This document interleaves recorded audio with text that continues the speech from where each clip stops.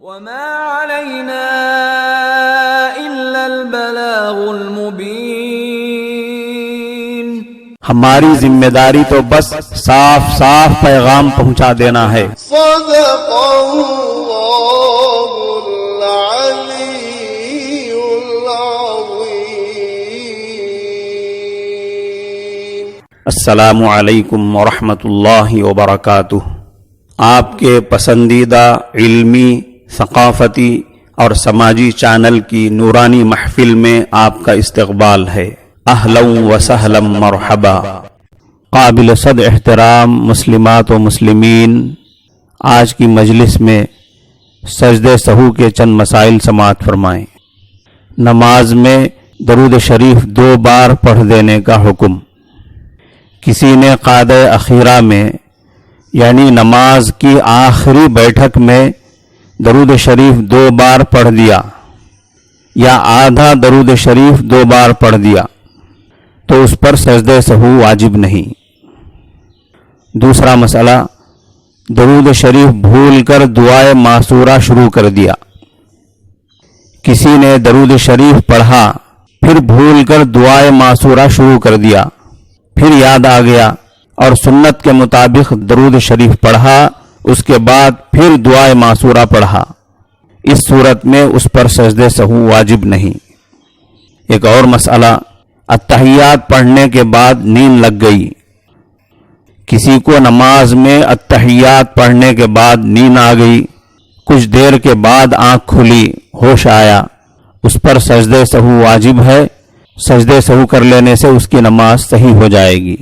ایک اور مسئلہ، کسی کو اتحیات پڑھنا یاد نہ رہا، اتحیات چھوڑ کر درود اور دعا پڑھنے کے بعد سلام پھیرتے وقت یاد آیا کہ اتحیات چھوٹ گئی ہے، تو اسی وقت اتحیات پڑھ لے اور سجدہ سہو کر لے. سجدہ سہو کے بعد پھر اتحیات، درود اور دعائے معصورہ پڑھ کر سلام پھیرے. ایک اور مسئلہ، کوئی شخص آخری رکعت میں یعنی قعدہ اخیرہ میں اتحیات پڑھ کر کھڑا ہوا، پھر فوراً بیٹھ گیا یا کچھ پڑھ کر بیٹھا، دونوں صورتوں میں اس پر سجدہ سہو واجب ہے. سجدہ سہو کے مسائل کے بعد ایک دوسرا مسئلہ بھی سماعت فرمائیں. مسلم سماج میں ایک رواج عام ہے، اگر کوئی آدمی بیمار ہو جائے اور اس کی صحت یابی کے لیے اگر صدقہ کرنا چاہیں تو کامل اور زندہ جانور کا صدقہ کرنا ضروری سمجھا جاتا ہے. پھر اس کے ساتھ کچھ لوگ کئی زائد چیزیں اختیار کرتے ہیں، جیسے جس جانور کو صدقہ کرنا ہوتا ہے اس کا کالا ہونا، اس جانور کو بیمار کے گھر میں پوری رات رکھنے کے بعد ذبح کرنا، اس جانور پر بیمار کا ہاتھ پھیرنا یا کم از کم جانور کو ہاتھ لگانا، یہ ساری چیزیں ضروری سمجھی جاتی ہیں. اور یہ سمجھا جاتا ہے کہ جانور پر ہاتھ پھیرنے سے بیمار کی تمام بلائیں اور بیماریاں جانور پر چلی جاتی ہیں. پھر اس کو خیرات کرنے سے بیمار کی ساری بلائیں بالکلیہ دفع ہو جاتی ہیں اور بیمار کی جان بچ جاتی ہے اور وہ مکمل طور پر صحت مند ہو جاتا ہے. اس عمل کو جان کے بدلے جان کہا جاتا ہے. معلوم ہونا چاہیے کہ یہ ساری باتیں اور خیالات یا یہ عقیدے بالکل بے بنیاد ہیں، شریعت اسلامیہ سے ان کا کوئی تعلق نہیں ہے.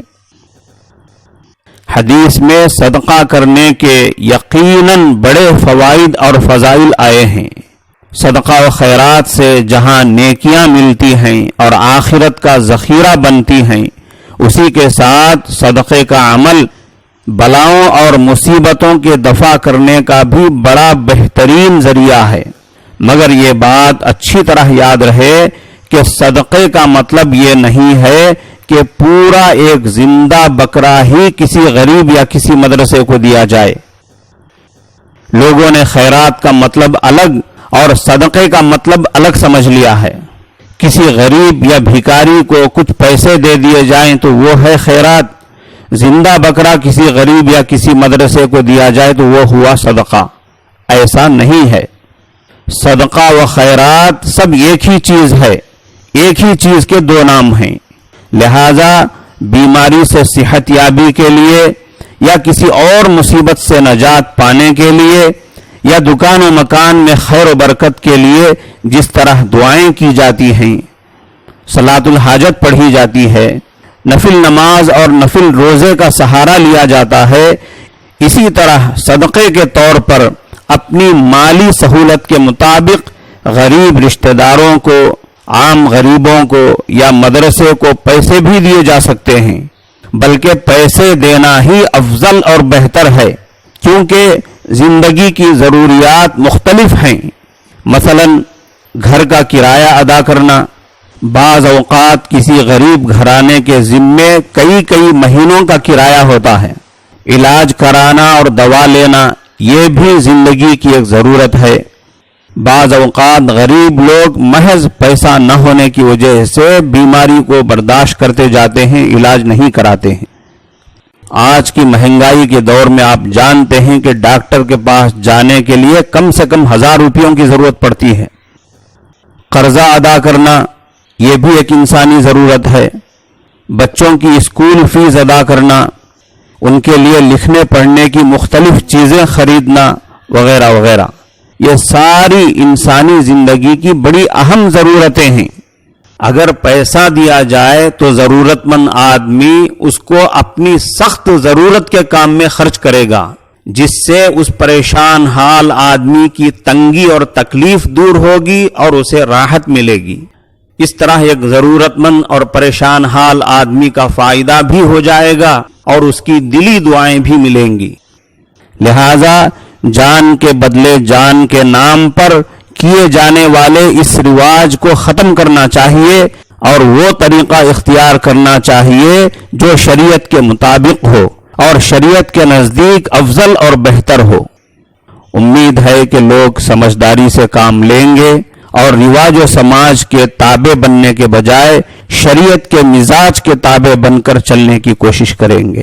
اللہ تعالی ہم سب کو حسن عمل کی توفیق عطا فرمائے۔ وآخر دعوانا ان الحمد للہ رب العالمین۔ السلام علیکم ورحمۃ اللہ وبرکاتہ۔